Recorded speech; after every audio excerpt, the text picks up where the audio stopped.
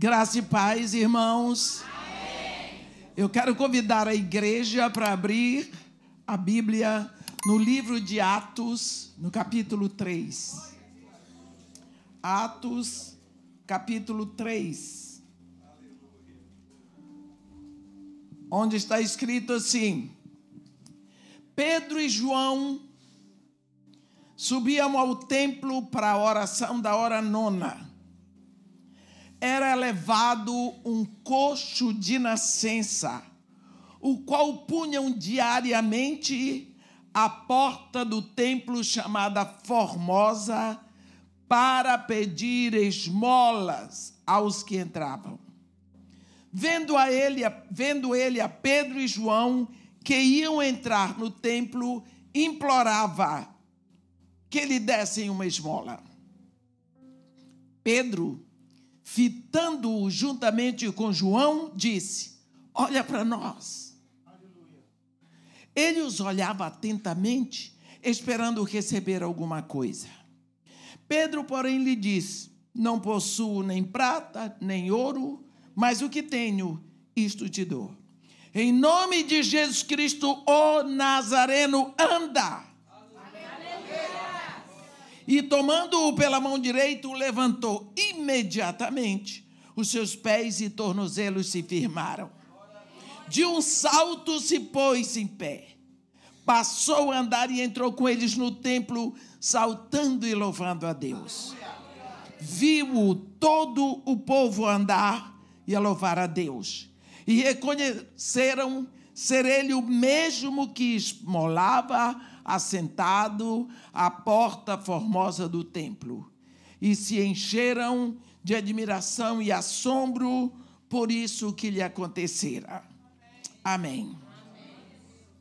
Ó Senhor Deus de todo o universo, Tu és o Deus criador de todos os universos visíveis e invisíveis. Tu és o excelso, Tu és sublime, Tu habitas a eternidade, o Teu nome é santo. Aleluia. Tu estás entronizado nas maiores alturas entre querubins, mas apesar de tudo isso, Tu estás aqui. Tu recebes o nosso culto.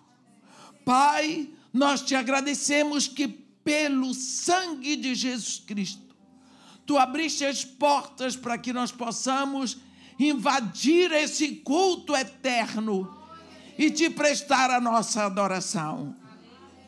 Agora, ó Pai, em nome de Jesus, nós Te pedimos que Tu Te agrades, que Tu recebas, que Tu, pelo Teu Espírito, ministres ao nosso coração a porção de hoje.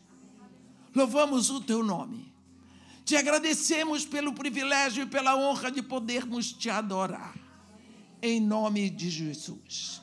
Amém. Pedro e João subiam ao templo para a oração da hora nona. No calendário judaico, a contagem das horas começa às 6 horas da manhã. Portanto, esse culto era o culto às 3 horas da tarde. Essa reunião de oração era uma reunião específica. 3 horas da tarde, oração pelos pecados ocultos. Pecados ocultos é algo que nós precisamos ver. Pecados ocultos. Quantas vezes nós nos adaptamos tanto a uma vida pecaminosa, nos adaptamos ao pecado, recebemos o pecado, às vezes, como algo necessário. Existem pecados que podem se tornar necessários. Pecados prediletos. Irmã, eu tenho que fazer tal coisa, porque senão vou ter prejuízo. Pecado. Mas existem aqueles pecados que nós precisamos saber que são pecados e que eles estão na nossa vida. Paulo, ele nos diz em Romanos 12: rogo-vos, pois, irmãos, pelas misericórdias de Deus, que apresenteis os vossos corpos por sacrifício vivo, santo, agradável a Deus, que é o vosso culto racional. E não vos conformeis com este século. Não andeis de conformidade com o mundo. Não nos ajusteis às coisas pecaminosas, mas sede transfigurados, transformados pela renovação das vossas mentes, para que possais saber qual seja a boa, perfeita e agradável vontade de Deus. Paulo aqui está dizendo que pode acontecer na nossa vida de nos amoldarmos às coisas do mundo. Só um pouquinho, não faz mal. Deus também não se importa com isso. E quantas vezes nós assumimos essa posição de pecadinhos e pecadões? Gente, não existe pecado mortal e pecado venial. Pecado, é ofensa a Deus. E vamos nos adaptando. Eu gosto sempre de dar um exemplo. Você quer matar uma rã? É rã que se diz aqui em Portugal.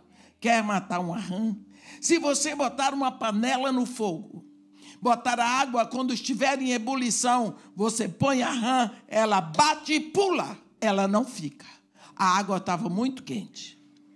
Se você realmente quer matar a rã, você põe a rã numa panela com água fria. Aí você põe no fogo, de preferência um fogo brando. Aí a água vai aquecendo, a rãzinha vai se sentindo à vontade. Aquilo vai ficando tão confortável. Ela abre as perninhas e fica. Daqui a pouco ela dorme, nunca mais acorda. Ela morreu por adaptação. Ela foi se adaptando. Quantas vezes nós estamos nos adaptando cada vez mais a uma condição de vida que não é a vida para a qual nós fomos chamados?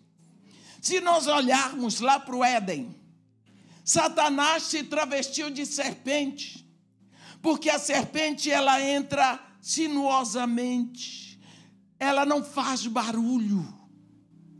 Ela entra, ela vai se esgueirando, ela vai chegando. Assim, o pecado pode ficar na nossa vida e nós vamos nos adaptando a ele.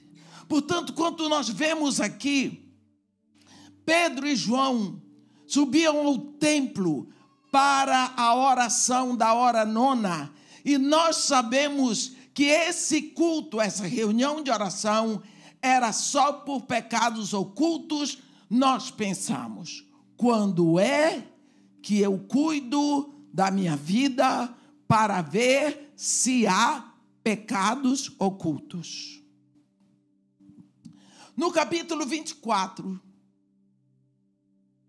de Lucas, Jesus Cristo diz assim, a Bíblia diz, Jesus mandou que se pregasse arrependimento para o cancelamento dos pecados.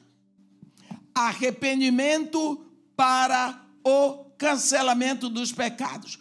O que nos diz a palavra que sem arrependimento não há cancelamento de pecados. Quando buscamos o arrependimento, você, meu irmão, pode dizer, mas irmã, no dia que eu me rendi a Jesus Cristo, me arrependi. Maravilha. No dia que você se rendeu a Jesus Cristo, você se arrependeu dos seus pecados. Você confessou Jesus, seu nome foi escrito no livro da vida do Cordeiro.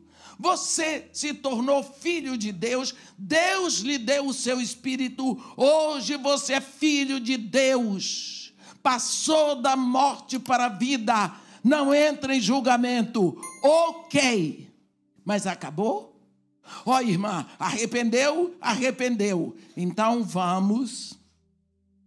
O apóstolo João, quando ele escreve para a igreja é o corpo dos remidos pelo sangue de Jesus. Ele diz assim: filhinhos, não pequeis, mas, se pecardes, tendes advogado junto ao Pai, Jesus Cristo, o justo. Ele está dizendo isso para você e para mim. O que significa? O pecado não é uma prática na nossa vida. Porque aquele que é nascido de Deus não vive na prática do pecado. Mas o pecado pode acontecer por acidente. Acidentes existem. Não pequeis, mas se acontecer, se pecardes, tendes advogado junto ao Pai, Jesus Cristo, o justo. Como é que Jesus nos ensina isso? No capítulo 13 do Evangelho de Jesus Cristo segundo João, há um momento em que Jesus estava sentado com seus discípulos à mesa e de uma hora para outra ele teve um insight. A Bíblia diz assim: sabendo Jesus que todas as coisas Deus botou em suas mãos, eu sou o Filho de Deus. Eu sou o Senhor dos céus e da terra. E sabendo que ele viera do Pai, conhecendo a sua origem, e sabendo que ele voltava para o Pai, sabia o seu destino, nesse conhecimento, ele se levantou da mesa, tirou a capa de cima, pegou uma toalha, botou no ombro, pegou uma bacia e passou a lavar os pés dos discípulos. No versículo 8 você vê que quando ele chegou para lavar os pés de Pedro, Pedro disse para ele: mestre, nunca me lavarás os pés. Pedro foi incisivo: nunca me lavarás os pés. E Jesus, que estava assim abaixado para lavar os pés, olhou bem no rosto de Pedro assim, ó, e disse: Simão, se eu não te lavar, tu não tens parte comigo. Está escrito. Foi Jesus que disse: se euzinho, não te lavar, tu não tens parte comigo. Ficou esperando. E Pedro disse: então, não só os pés, mas também as mãos, a cabeça, que já queria um banho. E Jesus disse para ele: quem já se banhou não precisa lavar senão os pés. Quanto mais está tudo limpo. Receba essa. É palavra de Jesus Cristo escrita aqui para cada um de nós. Quem já se banhou não precisa lavar senão os pés. Como é que você banha e não lava os pés? Pense que você tomou banho para vir aqui para a igreja. Enquanto você está lá, no espelho, enfeita daqui, tira daqui, bota para cá, você olha pela janela e seu cachorro saiu correndo para a rua. Você corre atrás dele, vai pegar atrás, prende o bichinho depois e sujei meus pés. Vai tomar banho de novo? Não. Lava só os pés. É isso. Nós já fomos banhados, purificados, justificados para entrar no reino. Mas pode acontecer de sujar os pés. Qual deve ser a nossa atitude? Depressa, procurar Jesus. Porque é Ele que vai nos lavar os pés. Porque Ele é o dono. Porque Ele é o nosso proprietário. Ele paga o preço. Ele nos comprou, é Ele que lava os nossos pés, porque a autoridade é dele. Agora, portanto, olhe bem, que quando João Batista começa a pregar no deserto da Judeia, qual era a palavra de João Batista? Arrependei-vos, porque está próximo o reino de Deus. Quando João Batista, então, é preso, começa Jesus a pregar na Galileia, e ele dizia, arrependei-vos, porque está próximo o reino de Deus. Arrependei-vos. No dia de Pentecostes, quando Pedro faz o sermão no poder do Espírito Santo, e o povo diz para ele, agora, que faremos? Ele diz, arrependei-vos. E todos creiam no Senhor Jesus, e recebereis o dom do Espírito Santo. Então, arrependimento é algo mais sério do que nós estamos falando ultimamente. A igreja de hoje, nessa síndrome de Laodiceia que estamos vivendo, já não tem pregado arrependimento, santificação e novo nascimento. Olha o judeu. Subia às 3 horas ao templo para a oração da hora nona, que era a oração por pecados ocultos. Pecados com os quais você se acostumou, eles ficam na sua vida e você não se despede dele, porque acha que eles são nada. São coisinhas. Se separares o precioso do vil, serás minha boca. Haja separação entre luz e trevas. Vem Paulo de Tarso e diz que harmonia pode haver entre luz e trevas. Não pode. Esse trecho nos fala que todos os dias havia essa oração. 3 horas da tarde. O povo subia ao templo para oração pelos pecados ocultos. Mas também entra um personagem aqui, um coxo de nascença. A Bíblia diz que ele era coxo de nascença. A Bíblia diz que ele era levado diariamente. Era levado um homem coxo de nascença, o qual punham diariamente à porta do templo chamada Formosa para pedir esmola aos que entravam. Esse homem era posto na porta do lado de fora. Por quê? Eles tinham um entendimento que a pessoa que nasce com defeito físico ou mental é uma pessoa que pecou antes de nascer, ou seus pais pecaram.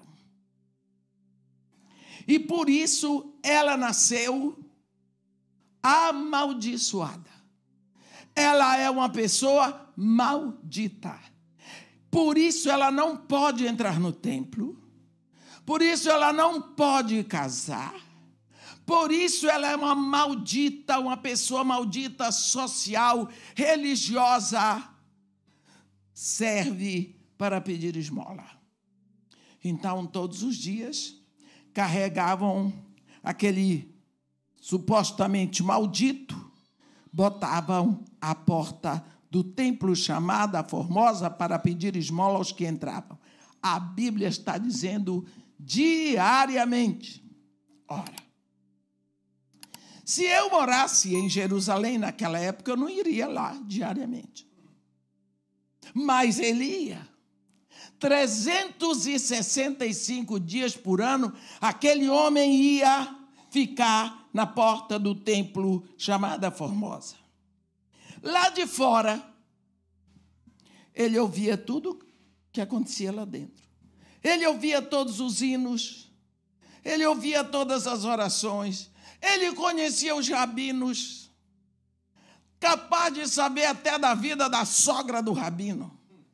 O homem sabia de tudo que se passava lá dentro, porque ele era coxo, mas ele não era surdo e não era doido. Então ele ouvia tudo, o homem sabia tudo que se passava no templo, porque todos os dias ele ia. Que frequência! Estava acostumado. Aquele era o negócio dele. Aquela era a vida dele. 3 horas da tarde, pontualmente, na porta do templo para pedir esmola. Ele, sendo considerado maldito, a amargura, a dor, o sentimento de injustiça, de vítima, autopiedade estava na alma dele. Então, ele se voltava para as pessoas assim. Seguramente ele diria, baxixe, é a forma de pedir esmola. Baxixe, baxixe. Ele não olhava para as pessoas, para quê? Para receber aquele olhar de repulsa, maldito. Ele pecou antes de nascer? Ou seus pais pecaram? Ele é um maldito? As pessoas olhavam para ele com nojo, com repulsa. E ele não queria ver aquela expressão no rosto das pessoas. Então, ele não olhava. Um dia, sobe ali 2 homens cheios do Espírito. Sobem 2 filhos de Deus. Pedro e João sobem ao templo para a oração da hora nona. E agora tem ali aquele personagem. E eles vão entrar pela porta chamada Formosa. Este homem, quando viu Pedro e João, baixei. E Pedro e João ficaram olhando para ele. Olha para nós. Nós fazemos questão do teu olhar. Queremos ver o teu rosto. Nós queremos uma conexão contigo. Nós queremos te ver. Quero te conhecer. Eu quero uma conexão. Gente, rosto é uma coisa muito importante. Eu estou pregando esse evangelho há mais de 40 anos. E sempre preguei muito na primeira igreja batista do Recreio dos Bandeirantes, lá no Rio de Janeiro. Aquela igreja, assim, parece um Maracanã, parece um estádio, cheia de gente. E todas as vezes que eu fui pregar lá, eu estava acostumada, subia, tinha aquele povo todo, a igreja de Jesus Cristo. Durante a pandemia, eu fui lá. Era assim, uma pessoa senta ali, passam 5 cadeiras, a próxima. Passam 3 filas de cadeira, a próxima. Tudo assim. E era todo mundo de máscaras. Eu cheguei lá, quando me chamaram, eu subi, que eu olhei aquela igreja, aqueles irmãos de máscara. Eu não via o rosto deles. Eu não podia ver o sorriso. Foi a primeira vez na minha vida que eu percebi como eu sinto falta do sorriso dos meus irmãos, do rosto dos meus irmãos, como a expressão do rosto de um filho de Deus. Ela traz vida, ela traz alegria. Ela traz contentamento. Gente, que dor você olhar para a igreja e não ver os seus irmãos sorrindo, olhando para você com carinho. E eu, que não sou de perder, como se diz lá no Brasil, as estribeiras, perdi, chorei. Eu não pude me controlar naquela hora, eu chorei. Eu senti saudade. A igreja ainda estava ali, mas não mostrava o rosto. Não é? Então, eu sinto isso quando Pedro e João entram. E este homem faz assim para eles: olha para nós. Nós queremos ver o teu rosto. Nós somos pessoas que gostam do sorriso. Nós somos pessoas que gostam do rosto, do brilho, do olhar. Nós gostamos de olhar de frente. Foi isso que Pedro e João estavam dizendo para ele. Como Jesus Cristo diz para aquela mulher em Cantares: mostra-me o teu rosto, faze-me ouvir a tua voz, porque tem vida em nós. A Bíblia diz que quando João disse isso para ele, ele olhava, mas cadê? O que eu quero de vocês é só uma esmola. Olha aqui, a Bíblia diz: ele os olhava atentamente, versículo 5, esperando receber alguma coisa. Que coisa? Pedro simplesmente parece que tirou o bolso assim, botou para fora aqui, ó. Ouro e prata eu não tenho para te dar. Oh, mas o que eu tenho, isto eu te dou. Em nome de Jesus Cristo, o Nazareno. Anda. Anda. Mas eu não disse só a palavra, não. Pegou o homem, levantou, o homem se pôs. Qual foi que ele fez? Deu um salto para dentro do templo. Deu um salto para dentro do templo. Ele entrou no templo. Ele estava a vida toda quase dentro, mas ele estava totalmente fora.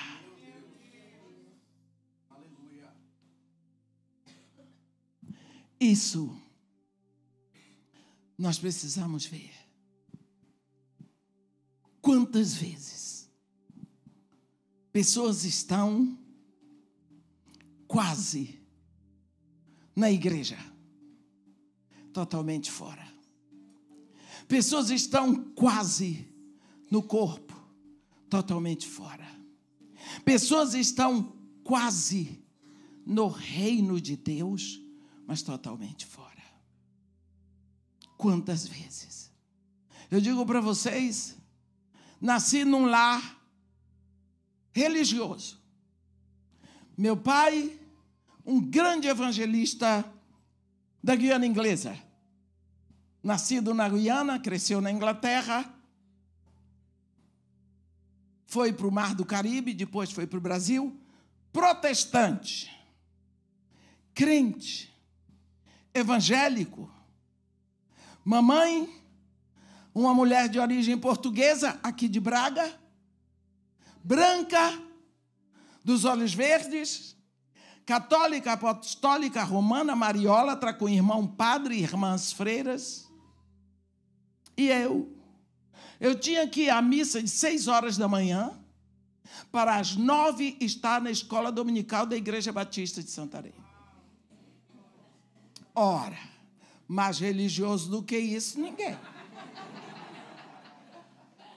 Em casa nós tínhamos que dizer: The Lord is my shepherd, I shall not want.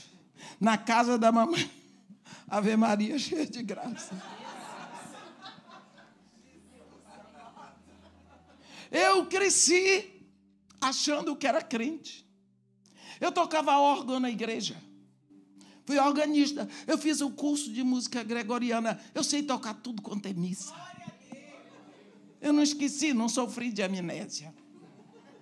Mas eu também sabia todo o inário, HCC, tudo. O que vocês acham? Eu estava quase dentro, totalmente fora. Eu achei que eu estava filha de Deus. Olha, anos. Eu sou crente.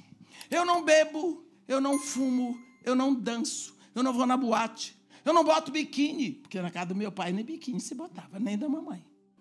Eu não ouço música mundana, não danço. Eu sou crente. Estou salva. Quase. Quando eu estava com 32 anos, morando no interior do Iraque, na Caldeia, terra de Abraão, conversando com uma pastorinha beduína, que tinha um cordeirinho que quebrou a perna, ali, Jesus falou claramente comigo. Eu que conhecia de cor o salmo do pastor, aí eu comecei a conhecer o pastor do salmo. Foi ali que eu rendi verdadeiramente a minha vida para Jesus Cristo. Eu dei o salto, eu estava quase salva, totalmente perdida. Naquela hora, eu saltei da minha maldição para dentro, comecei a louvar. Eu sei o dia, porque eu sei, até hoje foi naquele momento. Quantas vezes nós estamos quase, e nos conformamos com a teologia do pelo menos. Eu não sei se tem aqui em Portugal, mas lá no Brasil diz, pelo menos. Ele vai à igreja. Pelo menos ele não bebe. Pelo menos, quer dizer, fica no pelo menos. É a teologia do pelo menos. E no pelo menos vai para o inferno. Porque fica lá, quase salvo, totalmente perdido. E nós precisamos, meus irmãos, olhar a nossa vida. Como é que nós estamos? Enquanto é tempo. Porque nós estamos vivendo os últimos dias dos últimos dias. Quando é que começaram os últimos dias na terra? Lá, em Atos 2, quando vem o Espírito Santo e houve aquela explosão de poder, os discípulos abriram a porta e foi o povo lá fora. Estava dizendo, ei, o que é isso que está acontecendo aqui? A Bíblia diz que estavam, pois, atônitos e se admiravam, dizendo, vede, não são, porventura, galileus todos esses que aí estão falando? E como os ouvimos falar, cada um em nossa própria língua, e foram dizendo, mas outros diziam que nada, estão bêbados, estão embriagados. Aí Pedro se levantou com os 12 e diz, varões judeus e todos os habitantes de Jerusalém, tomai conhecimento disto e atentai às minhas palavras. Estes homens não estão embriagados, como vide pensando, sendo esta a 3ª hora do dia. Mas o que ocorre é o que foi dito por intermédio do profeta Joel. Preste atenção. Dia de Pentecostes. Dia de Pentecostes. 10 dias depois que Jesus subiu para o céu, Pedro estava dizendo, o que está acontecendo aqui agora é o que foi dito por boca do profeta Joel. O que foi? Acontecerá nos últimos dias, que derramarei do meu espírito sobre toda a carne. Olhe bem. Acontecerá nos últimos dias, diz o Senhor, que derramarei meu espírito sobre toda a carne. Vossos filhos e vossas filhas profetizarão, vossos jovens terão visão, sonharão os vossos velhos. Ele vai dizendo quando que vai acontecer isso? Nos últimos dias. Então, os últimos dias estavam acontecendo ali, no dia de Pentecoste. Últimos dias começa ali, no dia de Pentecostes. Nós estamos 20 séculos depois dos últimos dias. Então, em que momento da história da igreja nós estamos? Na rabiola. Nós estamos... É feio dizer isso aqui, mas... Estamos na rabiola, meus irmãos. Segura, porque você foi chamado para ser igreja de Jesus Cristo. Nesse momento, eu sei que Deus tem um negócio com você. Tem sim. Nós estamos no cheirinho. Segura, porque é para qualquer momento. Qualquer momento. Em nome de Jesus Cristo, anda. Entra. Resoluciona essa história. Para de ficar na porta. Mostra a cara. Faz que Deus ouça a sua voz. Seja homem. Tome decisão. Característica da igreja desse final de tempo. Qual é? Síndrome de Laodiceia. Quando Jesus Cristo, entre todas as cartas que ele escreve para as igrejas da Ásia Menor, a última carta é endereçada a uma igreja que estava na cidade de Laodiceia. Laodiceia era uma cidade belíssima e rica. Ela recebeu esse nome em homenagem a Laodice, que era irmã do rei Átalo II do Pérgamo. Uma cidade rica. Lá tinha a escola de medicina, aonde eles descobriram um pó para a cura de oftalmia. Eles tinham um tratamento espetacular para a vista.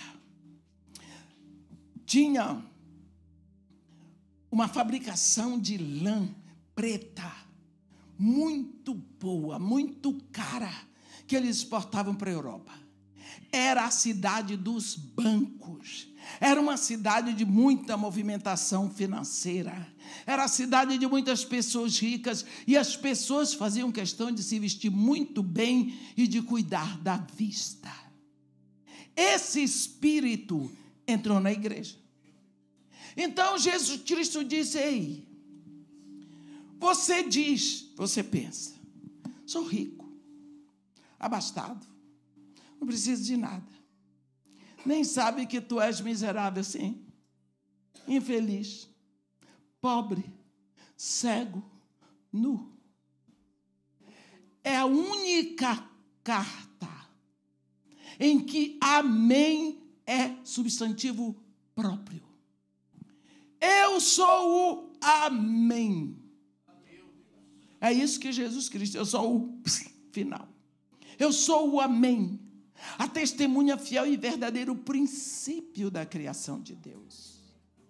Olha, o que é que Jesus Cristo tem contra essa igreja? Tu és morno. Morno. Tu não és frio nem quente. Quem dera fosses frio ou quente. Mas porque tu não és nem frio, nem quente, estou a ponto de vomitar-te da minha boca. Preste atenção. Essa carta é para uma igreja. É Jesus Cristo que está ditando. Vamos, João, escreve. Eu estou sentindo nojo. Você nunca, meu irmão, vai vomitar a comida que você deixou lá na geladeira. Você só pode vomitar aquilo que está dentro do seu corpo. Então Jesus está falando que gente que está dentro do corpo da igreja vai ser vomitada. E nem porco come o vômito, como ele vai receber de novo? Precisamos dar atenção. Será que a sua vida, a minha vida, não estão dando náuseas no Senhor pela sua santidade? É hora de pensarmos. É hora de buscarmos. Deus não nos escolheu em Cristo antes da fundação do mundo para sermos salvos, não. O plano de Deus para nós não é salvação, é santificação. A Bíblia diz em Efésios que Deus nos escolheu em Cristo antes da fundação do mundo para sermos santos e irrepreensíveis perante Ele. E em amor nos predestinou para Ele, para a adoção de filho mediante Cristo Jesus. Precisamos parar para pensar. Quando nós vimos o que aconteceu no dia de Pentecostes, nós olhamos aqueles discípulos encharcados da palavra de Deus. Eles estavam encharcados da palavra de Deus. Porque você pensa o que é estudar a palavra com o próprio Deus? Era Deus ensinando. Era Deus ministrando dia e noite para eles, ensinando. Você lembra que no dia de Pentecostes, Pedrão, citou Joel de cor. Ele não disse, João, vê aí onde está o livro do profeta Joel, não. Ele disse de cor, porque ele aprendeu. Esses discípulos estavam encharcados. Para que eles serviram? Nada. Fizeram foi vergonha. Um vendeu o mestre pelas 30 moedas de prata. O outro tirou a peixeira. Ele era pescador. Na orelha do soldado Malco, arriscado cortar o pescoço do homem. Só fizeram confusão, brigavam. Saturados da palavra. Jesus Cristo disse: ide, todo o poder me foi dado nos céus e na terra. Ide no meu nome. Fazei discípulos. Não vai não. Permanecer na cidade. Até que do alto sejais revestidos de poder. Ficaram lá. Quando Jesus os leva para Betânia, foi dando as últimas palavras, eles perceberam que Jesus estava sendo retirado da terra. Lá vai. Ficaram lá. Foi preciso vir varões galileus, o anjo disse, que estás aí a contemplar as alturas. Vai ficar aí, Esse mesmo Jesus que dentre vós foi tirado, voltará assim como viste subirem. Desceram para Jerusalém, foram ficar presos num recinto, presos de portas fechadas, com medo dos judeus. Aqueles homens estavam cheios da palavra de Deus. Como é que eles vão se fechar no momento desse? Ficaram lá 10 dias. 10º dia. Dia de Pentecostes, o Espírito Santo veio, e quando o Espírito Santo vem, não vem fazendo o segredo. Ele não é o Espírito secreto. Ele é o poder de Deus que veio. Veio o Espírito Santo sobre eles, houve uma explosão. Abriram aquela porta, nunca mais saíram. Por quê? O Espírito vem sobre a palavra que estava neles. Não é? E quando há a palavra, o Espírito vem sobre ela, tem a geração. Lembra? Tinha uma virgem. Ventre dela era sem forma, era vazio. O anjo chegou lá e disse para ela: ei, terás um filho.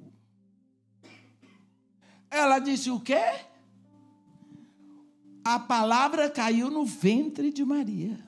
Terás um filho. Ela disse: como? Eu não conheço varão, eu não tenho relações com homem nenhum. O anjo disse: fácil. Eu sei a equação. Como é? O Espírito Santo te cobrirá. Se a palavra está aí, o Espírito Santo cobre, não tem erro. E o ente que de te nascer será chamado Filho do Altíssimo. Ela diz: eis aqui a serva do Senhor, faça-se em mim segundo a sua palavra. O Espírito Santo, Jesus. Porque a palavra coberta pelo Espírito. Quer mais um exemplo? No princípio criou Deus os céus e a terra. A terra, porém, era sem forma e vazia. Havia trevas sobre a superfície do abismo, o Espírito de Deus pairava sobre a superfície das águas. O que é que tinha lá embaixo? Terra sem forma, vazia, trevas sobre a superfície do abismo, era um caos. O Espírito de Deus pairava, cobria. Você lê isso no Bereshit do hebraico, dá a impressão certinha de alguém que cobre para tomar conta. Está lá o Espírito cobrindo, não acontece nada. Vem Deus e diz assim: haja luz. Pá! Houve a explosão, o caos foi embora, o cosmos começou. Porque a palavra vem coberta pelo Espírito.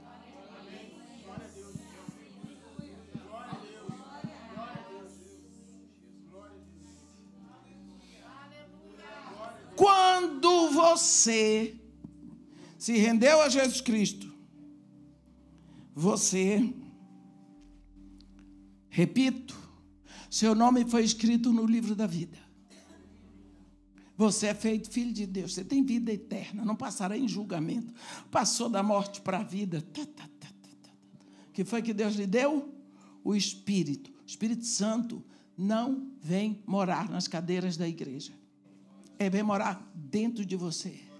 Eu fico tão triste quando eu vou numa igreja e eu ouço as pessoas dizer: Senhor, envia o teu Espírito. Parece que Deus está dizendo: já está aí, tem 2000 anos, você não viu não? Não está sabendo? Desceu no dia de Pentecoste, meus irmãos. O Espírito Santo veio. Deus não tem outro Espírito para mandar, não. Só um, já está aqui. Você tem que crer. No dia que se rendeu a Jesus Cristo, o Espírito Santo vem morar dentro de você. Mas, irmã, não acredito nisso. Então, minha filha, quem pode dar fé é Deus. Mas, irmã, eu tenho uns maus pensamentos, eu disse, por isso que você precisa dele. Eu tenho uns maus desejos, por isso você precisa dele. Bom, a senhora não sabe o que se passa no meu coração, nem me diga. Eu já chego o que se passa no meu. Só vou dar um exemplo. Quando você não era filho de Deus, você fazia suas safadezas, né? Mantinha em segredo e dizia: eu sou joia, eu sou bom. Aí, fiz tudo, aprontei todas, a mulher lá em casa nem sabe. Fulano é bobo, não sabe fazer as coisas. Eu sei, aprontei, estou numa mais. Eu sou um herói, eu sou uma maravilha, ninguém sabe, e continuava fazendo. Agora, lá um dia, você ouviu a palavra da verdade, o evangelho da salvação, você creu, você foi selado pelo Espírito Santo, você é filho de Deus. Agora você vai para fazer a mesma safadeza que você fazia antes. Você faz. Dá uma tristeza. Você já não se sente um herói. Você se sente arrebentado. Por quê? Você é o mesmo homem? Não.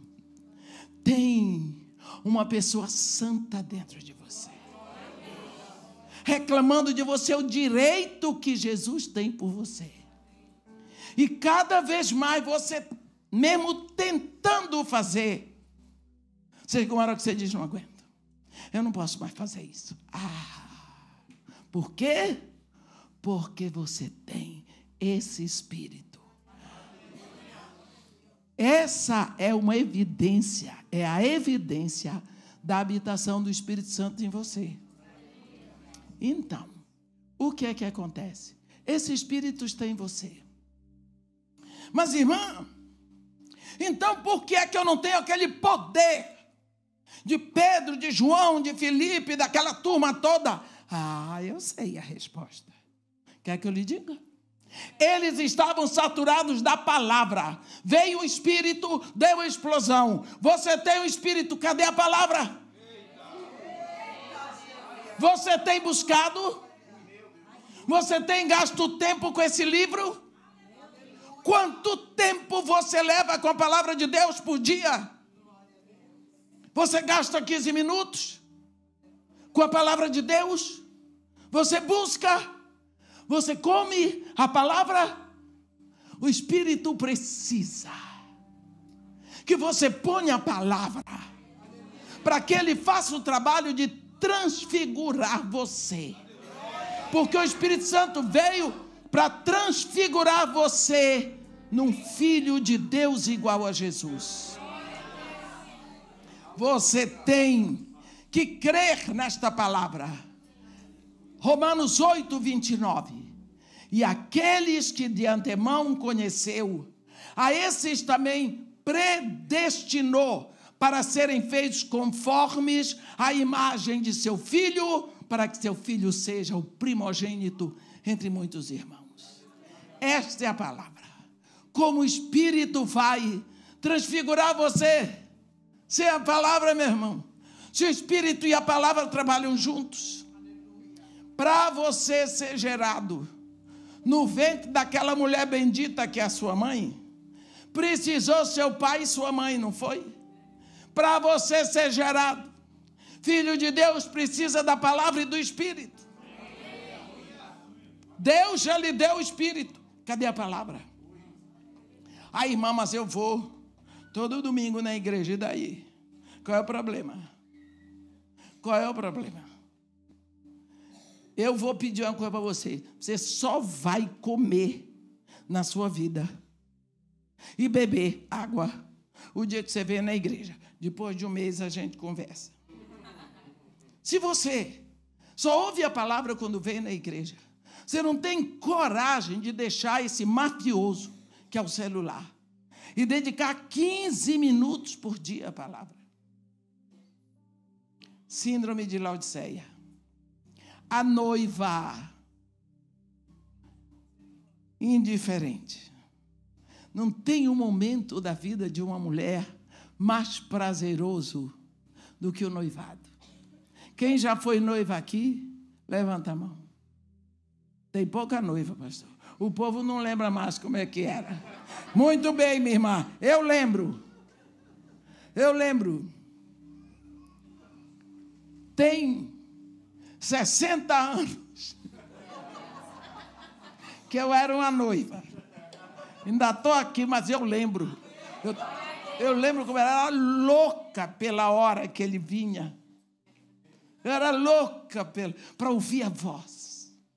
Que coisa boa ficar sozinha com ele.